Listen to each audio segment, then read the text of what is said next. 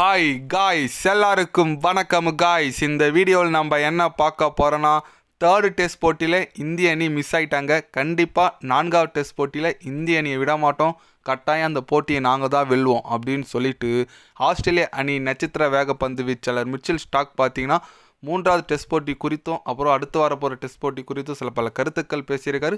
அவர் என்ன பேசினார், ஏது பேசினார் சொல்லிட்டு வீடியோவில் டீட்டெயில்டாக பார்க்கலாம்.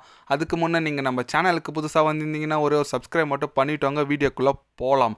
ஆமாங்க, மிச்சல் ஸ்டார்க் அவர் பார்த்தீங்கன்னா தேர்டு டெஸ்ட் போட்டி முடிஞ்சுக்கொன்னே பத்திரிகையாளர் சந்திப்பில் என்ன சொன்னாருன்னு கேட்டிங்கன்னா, கண்டிப்பாக தேர்டு டெஸ்ட் போட்டி நாங்கள் தான் வெற்றி பெற வேண்டியது, அதுதான் நடந்திருக்கணும். பட் மழை இந்திய அணியை காப்பாற்றிச்சு, இதுதான் இருக்கிறது உண்மை. கண்டிப்பாக 2 நாள் ஃபுல்லாக மழை வராமல் ஆடிருந்தால் கண்டிப்பாக இந்திய அணி நாங்கள் ஆல் அவுட் பண்ணிட்டு சீக்கிரமாகவே நாங்கள் ஃபாலோ ஒன் தவிர்த்து ஃபாலோ ஒன் கொடுத்து இந்தியாவை நாங்கள் மறுபடியும் செகண்ட் இன்னிங்ஸை ஆல் அவுட் பண்ணியிருப்போம். அது மழை தத்துருச்சு. எங்களுக்கு இது ஒரு எப்படி சொல்கிறது, ஒரு மறக்க வேண்டிய போட்டி தான். கண்டிப்பாக 4ஆவது டெஸ்ட் போட்டியில் நாங்கள் விட மாட்டோம். 4-5 நாங்கள் கட்டாயம் வெற்றி பெற்று இந்த சீரீஸை வின் பண்ணுவோம் அப்படின்னு சொல்லிட்டு மிச்சல் ஸ்டார்க் ஓப்பன் ஸ்டேட்மெண்ட் மாரி சொல்லியிருக்காருன்னு சொல்லலாம்.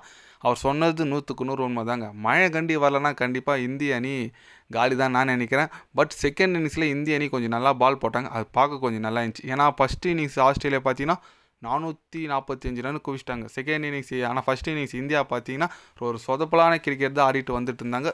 ஒரு 260 தான் அடித்தாங்க. பட் அது கூட எங்கே 51 ரன்னுக்கெல்லாம் 4 விக்கெட் வந்துச்சு.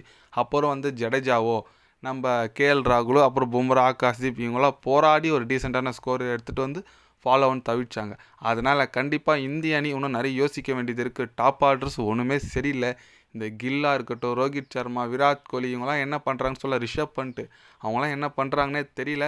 பார்க்கலாம் அடுத்த 4ஆவது போட்டியிலாச்சும் எதனா பண்ணுறாங்களான்னு சொல்லிட்டு. ஏன்னா அஸ்வின் வேறு ரிட்டையர்மெண்ட் ஆகிட்டார். அவர் ரிட்டையர்மெண்ட் ஆன கையோடு நேராக சென்னைக்கே வந்துட்டார். தமிழ்நாட்டில் தான் இப்போதைக்கு இருக்கார். முந்தினேற்று வரைக்கும் ஆஸ்திரேலியா இருந்தார். இப்போ பார்த்தீங்கன்னா இங்கே வந்துட்டுருக்காரு, தமிழ்நாட்டுக்கு வந்துட்டார். அதனால் கண்டிப்பாக இந்திய அணி நிறைய யோசிக்க வேண்டியதாக இருக்குது. யோசித்து கண்டிப்பாக இந்திய அணி வெற்றி பெற்றால் மட்டும்தான் அடுத்தடுத்த போட்டி வெற்றி பெற்றால் மட்டும்தான் இந்திய அணி ஐசிசி டெஸ்ட் சாம்பியன்ஷிப் ஃபைனலுக்கு போக முடியும். அப்படி இல்லைனா ஆஸ்திரேலியா அண்டு சவுத் ஆஃப்ரிக்கா 2 பேர் போயிடுவாங்க. இது 100% உண்மை. அதனால் நம்ம வெயிட் பண்ணி பார்க்கலாம் இந்திய அணியோட பர்ஃபார்மன்ஸ் 3rd 5th எப்படி இருக்குன்னு சொல்லிட்டு. ஆனால் நம்ம ஸ்டாக் வேறு ஓப்பன் ஸ்டேட்மெண்ட் இப்போ விட்டுருக்காரு. கண்டிப்பாக 4th நாங்கள் வெற்றி பெறுவோம் அப்படின்னு சொல்லிட்டு பேசியிருக்காரு. கண்டிப்பாக அதுவும் யோசிக்க வேண்டியது தான். ஏன்னா ஸ்டாக் ஃபார்மில் இருக்கார். ஹேசல்வுட் பார்த்தீங்கன்னா இப்போ இன்ஜுரி ஆகிட்டு இருக்குது.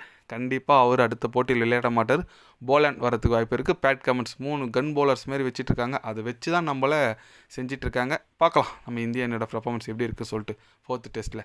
நீங்கள் சொல்லுங்கள், 4th டெஸ்ட் போட்டி யார் வெற்றி பெறுவாங்க, உங்களோட கருத்து என்னன்னு சொல்லிட்டு கமெண்டில் சொல்லுங்கள். இது போன்ற ஸ்போர்ட்ஸ் நியூஸை தெரிஞ்சுக்கணுன்னா சேனலை சப்ஸ்கிரைபர் லைக் ஒன்று பண்ணிக்கோங்க. கண்டிப்பாக கிரிக்கெட் பற்றி day by day channel update வரும். மறக்காமல் சப்ஸ்கிரைப் மட்டும் கொஞ்சம் பண்ணி வச்சுக்கோங்க. நன்றி, வணக்கம்.